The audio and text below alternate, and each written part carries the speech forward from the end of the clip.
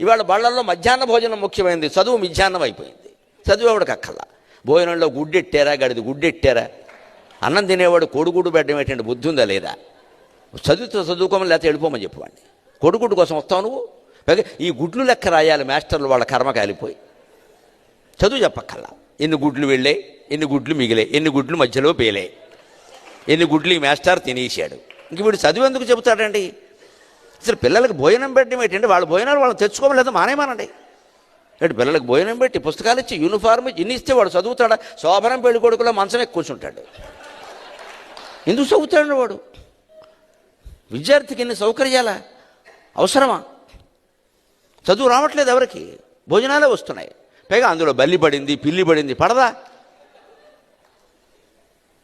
ఆ వండి పెట్టే వాళ్ళకి డబ్బులు ఉండవు. ఎక్కడి నుంచి ఇస్తారు? ఎంతమందికి ఇస్తారమ్మా? ధార పోస్తారు ప్రభుత్వం వాళ్ళు. ఎక్కడి నుంచి ఉన్నాయి డబ్బులు? ఇక్కడ నీ డబ్బులు పెట్టి నువ్వు చదువుకో, నీ అన్నం నువ్వు తిను, నీ బట్టలు నువ్వు కట్టుకో, నీకు ఇష్టమైతే చదువు. ప్రభుత్వం పని ఏమిటంటే, ఉభయ తెలుగు రాష్ట్రాల పెద్దలందరూ వింటారు నా కెమెరా ద్వారా కాబట్టి చెబుతున్నా, ప్రభుత్వం కర్తవ్యం బాగా చదువు చెప్పడం తప్ప పుస్తకాలు ఇవ్వడం, బట్టలు కుట్టించడం, అన్నం పెట్టడం కాదండి.